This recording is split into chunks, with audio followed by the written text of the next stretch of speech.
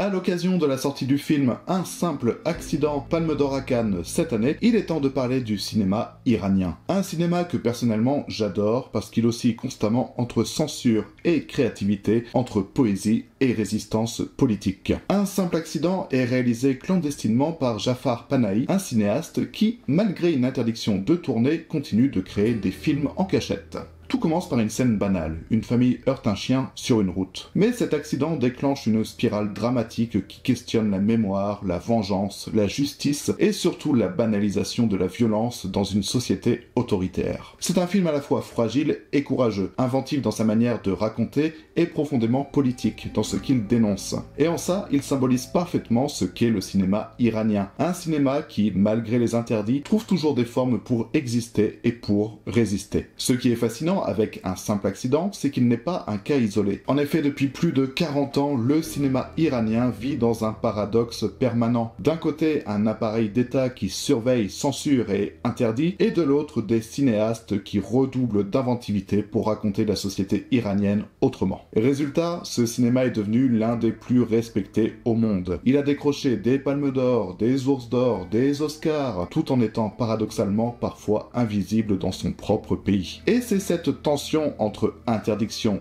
et création, entre oppression et poésie, qui donne au cinéma iranien cette force unique que j'admire autant. Alors pour mieux comprendre cette richesse, je vous propose de découvrir 10 films qui, chacun à leur manière, racontent cette histoire de résistance et de beauté. Et on commence par poser les bases, avec 5 films qui ont à mon avis marqué l'histoire du cinéma iranien, qui ont été récompensés à plusieurs reprises et qui sont devenus, à mes yeux, des classiques. Et on commence avec la Palme d'Or à Cannes en 1997, Le goût de la cerise d'Abbas Kiarostami, qui est sans doute l'un des films les plus marquants du cinéma iranien. Le point de départ est extrêmement simple. Un homme, au volant de sa voiture, cherche quelqu'un qui accepterait de l'enterrer après son suicide. Le film ne montre presque rien, pas de grands événements, pas d'actions spectaculaires, uniquement des trajets en voiture, des dialogues et beaucoup de silence. Mais c'est précisément dans cette simplicité que réside sa force. À travers ses discussions,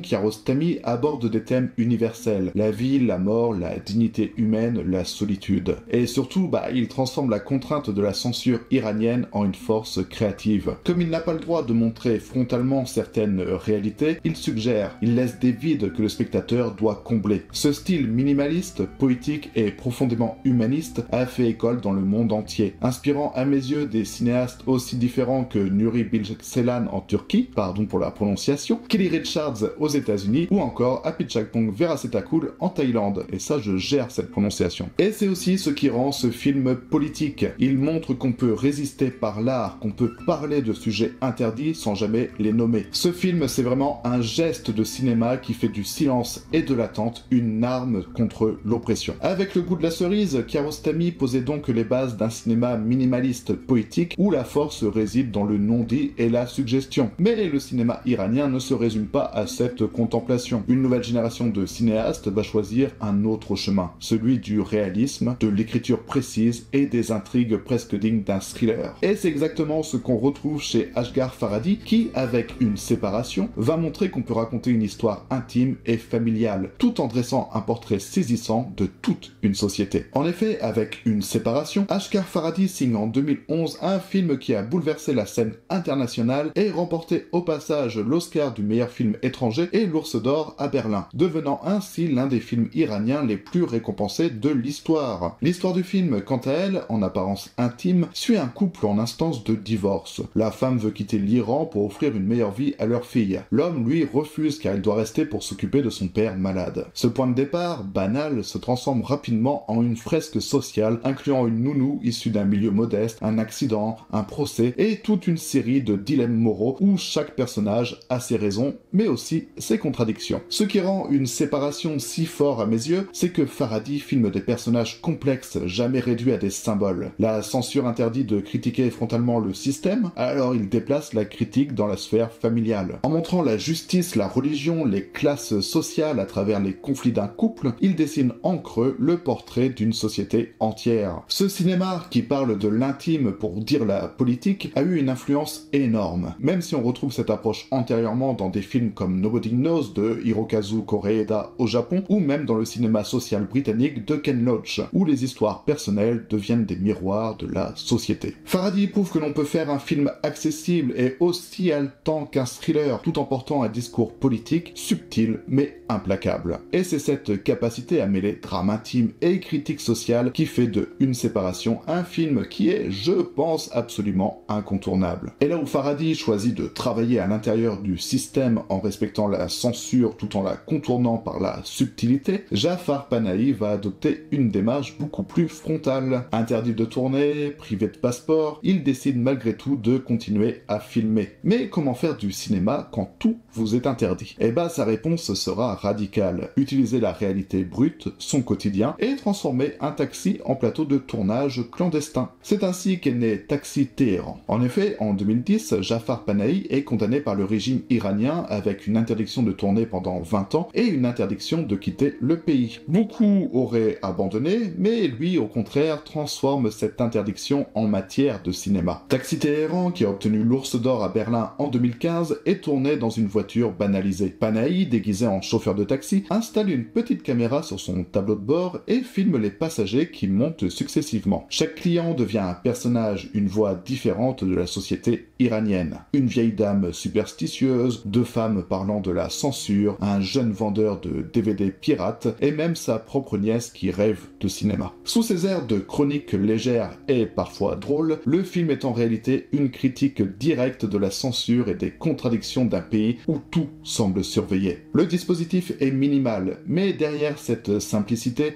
se cache une audace immense. Faire un film interdit, en plein Téhéran, et le montrer au monde entier. Et ce qui est fascinant, c'est que Panahi redonne vie à l'idée que le cinéma peut être tourné partout, avec presque rien, et que parfois un taxi devient un studio clandestin. Taxi Téhéran n'est donc pas seulement un film, c'est un acte de résistance filmé. Après Panahi, le cinéma iranien continue de se réinventer, mais cette fois en s'intéressant aux voix des plus jeunes et aux problèmes sociaux qui touchent directement les enfants et adolescents. C'est le cas avec Samira Makhmalbaf, fille du célèbre Mohsen Makhmalbaf, qui est l'un des cinéastes iraniens les plus influents et emblématiques du cinéma post-révolutionnaire. Et ici, avec Le Tableau Noir, elle explore l'éducation, l'injustice sociale et le pouvoir de l'imagination chez les enfants. On quitte le taxi pour la cour de l'école, mais la volonté reste la même. Utiliser le cinéma comme un miroir de la société et comme un outil de résistance politique. Le Tableau Noir va donc marquer pour l'an 2000 l'arrivée sur la scène internationale de Samira Makhmalbaf, alors âgée d'à peine 20 ans, et qui est pourtant déjà pleinement consciente de l'impact que peut avoir le cinéma. Le film raconte l'histoire d'un enseignant itinérant qui tente d'enseigner à des enfants pauvres dans un village isolé. Les conditions sont difficiles, les écoles sont rudimentaires, l'analphabétisme est répandu, et l'accès à l'éducation est un véritable combat quotidien. À travers le regard des enfants et la poésie de la narration, Samira aborde des thèmes universels. La liberté, le savoir comme arme de résistance et la force de l'imagination face à l'injustice. Son style reste fidèle à l'école iranienne. Naturalisme des décors, dialogue simple mais profond et mise en scène qui laisse respirer le spectateur. Chaque plan est chargé de sens. Chaque geste ou regard devient un symbole de résistance silencieuse. Et ce qui rend Le Tableau Noir particulièrement fort à mes yeux, c'est cette capacité à transformer une réalité difficile en une œuvre poétique et émouvante. Comme son père, Samira démontre que le cinéma iranien peut être à la fois un art profondément humain et un outil de réflexion politique. Le film n'est pas seulement un portrait d'enfants et d'école, c'est un plaidoyer pour l'éducation, la dignité et la liberté. Un message universel qui résonne bien au-delà des frontières de l'Iran. Et après Samira Makhmalbaf et son regard poétique sur l'enfance et l'éducation, on change de ton avec Les graines du figuier sauvage de Mohammad Rasoulouf, sorti l'année dernière. Ici, l'approche reste profondément politique, mais devient plus sombre et directe. Rasoulouf, comme Panahi, fait face à la censure iranienne et choisit de filmer des histoires qui exposent les tensions et injustices de la société contemporaine. On passe donc de la fragilité poétique d'un village isolé à la puissance subversive d'un cinéma qui questionne la loi, la mémoire et la violence d'État. Ainsi, Les graines du figuier sauvage est une plongée dans la société iranienne iranienne contemporaine, vue à travers le prisme de la loi, de la justice et de la morale. Le film suit plusieurs personnages dont les trajectoires s'entrecroisent, révélant des tensions invisibles mais omniprésentes. Conflits de classe, hypocrisie sociale, pression de l'État et fragilité des liens humains. Rasoulov adopte une approche minimaliste, laissant le spectateur ressentir plutôt que voir, et construisant une atmosphère oppressante qui reflète la réalité iranienne sous censure. Chaque plan, chaque silence est chargé de sens. Le spectateur devient témoin de la vie quotidienne tout en percevant les fractures politiques et sociales. Le film montre comment la créativité cinématographique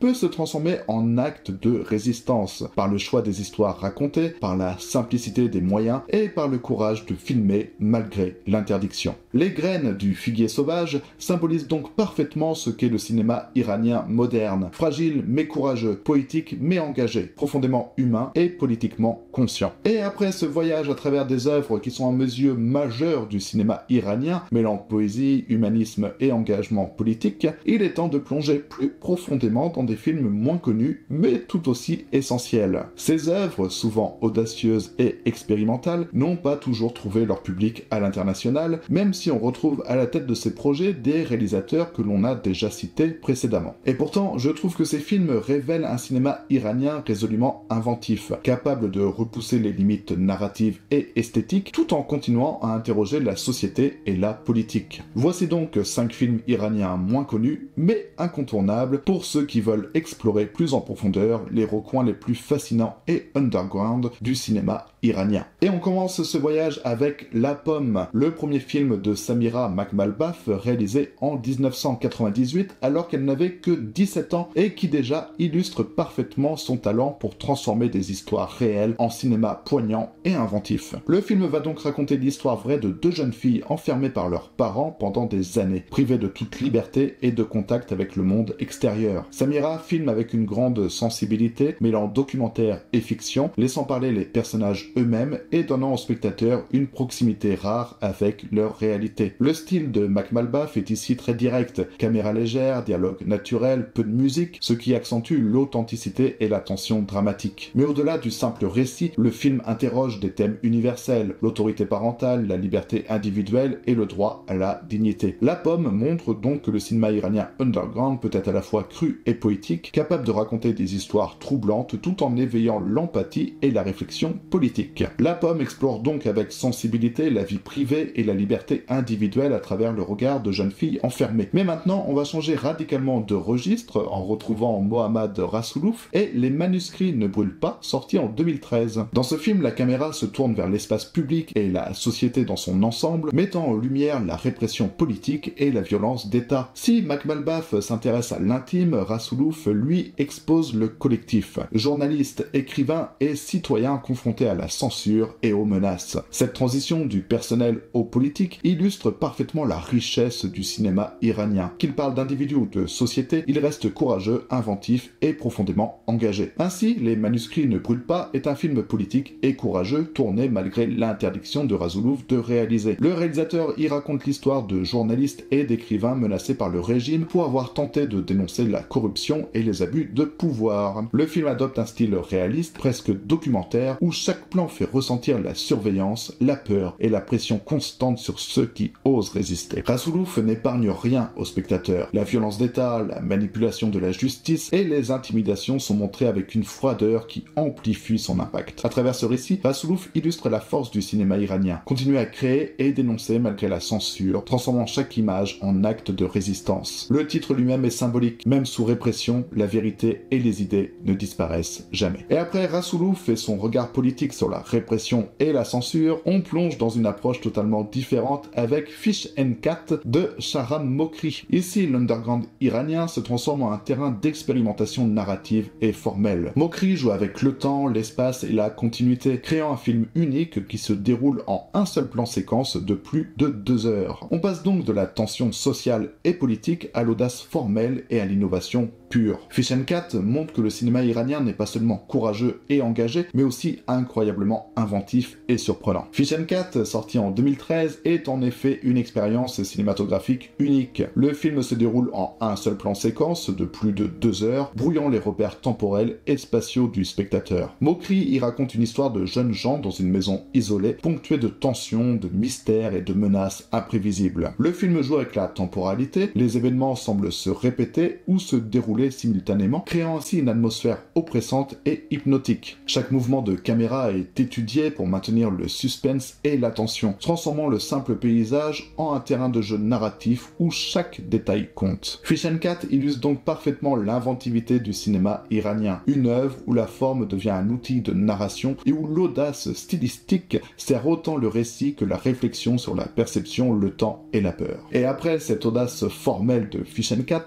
on revient à un cinéma plus accessible tout en restant underground avec Les Chats Persans de Bahman Gobadi, réalisateur déjà reconnu sur la scène internationale qui a reçu le prix spécial du jury à Cannes en 2009 pour ce film, ce qui lui a permis de toucher un public plus large. Le film nous plonge donc dans le monde de la musique underground iranienne, suivant de jeunes musiciens qui cherchent à former un groupe et à exprimer leur art malgré la censure et les interdictions. Ce film montre une autre facette du cinéma iranien, celui qui mélange engagement social, culture populaire et récit initiatique, tout en restant fidèle à l'esprit de résistance et de créativité qui caractérise le cinéma du pays. Les Chats Persans, on l'a dit, suit donc un groupe de jeunes musiciens iraniens qui rêvent de former un groupe et de jouer leur musique, et ce malgré les interdictions et la censure qui frappent la scène underground en Iran. Gobadi met en lumière les difficultés quotidiennes de ces artistes, déplacements clandestins, pression sociale, contrôle étatique et lutte pour la liberté d'expression. Le film mélange documentaire et fiction, capturant avec authenticité le quotidien des jeunes musiciens, leurs espoirs et leurs frustrations. La musique devient à la fois un moyen de résistance et un langage universel pour exprimer leurs aspirations et leurs conflits. Avec ce prix spécial du jury à Cannes, Gobadi a réussi à faire connaître à l'international un cinéma iranien, jeune, vibrant et résolument engagé, prouvant que même face à la censure, la créativité et la passion peuvent triompher. Et après avoir plongé dans l'énergie de la jeunesse et la créativité musicale clandestine avec Les Chats Persans, on change radicalement d'atmosphère avec Sang et Or de Jafar Panahi, ce qui nous permet de boucler la boucle sur le réalisateur de Un simple accident. Ici, plus de rythme effervescent ni d'élan collectif, Panahi raconte l'histoire d'un simple livreur de pizza confronté aux humiliations sociales, aux inégalités et au mépris de classe. Cette transition de la rébellion musicale à l'oppression silencieuse du quotidien révèle toute l'étendue du cinéma iranien qui est autant capable de célébrer la vitalité d'une jeunesse qui rêve que de dénoncer frontalement la violence sociale et politique. Sang et Or raconte donc l'histoire de Hussein, un livreur de pizza vétéran de guerre qui vit dans la pauvreté et le mépris social. Le film s'ouvre sur un braquage tragique, puis remonte le fil des événements qui ont conduit Hussein à ce geste désespéré. Panahi dénonce avec une précision implacable les fractures sociales de l'Iran, la corruption, les inégalités de classe et l'exclusion des plus modestes. La mise en scène, sobre et réaliste, reflète l'influence du néo-réalisme tout en donnant une voix aux oubliés d'une société profondément inégalitaire. Ce film a d'ailleurs été coécrit avec Abbas Kiarostami, ce qui lui confère une dimension encore plus marquante. La poésie de Kiarostami y rencontre la colère de Panahi. Sang et Or n'est donc pas seulement un drame social, c'est une critique frontale d'un système oppressif. Un film qui nous montre un cinéma de résistance dans toute sa puissance. Et voilà, du classicisme poétique de Kiarostami à l'audace narrative de Mokri, de l'intime d'Ashghar Farhadi à la révolte de Razoulouf et Panahi, ce parcours à travers 10 films montre à mes yeux toute la richesse du cinéma iranien. Un cinéma qui ne cesse de se réinventer malgré la censure, malgré les interdictions, malgré la répression, qu'il emprunte la voie de la poésie, du réalisme social, de l'expérimentation formelle ou de la musique underground, il garde toujours une même force, celle de témoigner, de résister et de créer. Ainsi, à l'occasion de la sortie de Un simple accident, Palme d'Or cette année, il était à mon sens important de rappeler que ce cinéma reste fragile, mais qu'il continue de nous parvenir, clandestinement ou triomphalement, comme un acte de courage. Alors, si vous ne connaissez pas encore le cinéma iranien, j'espère que ces 10 films vous donneront envie de plonger dans un univers à la fois dur, inventif et incroyablement humain. Et comme d'habitude, si cette vidéo vous a plu et que vous avez envie de découvrir encore plus de petites perles du cinéma, cinéma, eh bien abonnez-vous à la chaîne, laissez un like et surtout dites-moi en commentaire quel film iranien vous a le plus marqué. N'hésitez pas par ailleurs à me conseiller d'autres films, je suis toujours preneur de nouveautés. Et tout ça, eh bien ça aide énormément pour le référencement et ça permet aussi de continuer à faire vivre ce genre de contenu. Alors merci pour votre soutien et à très vite pour une nouvelle vidéo et je vous fais des bisous.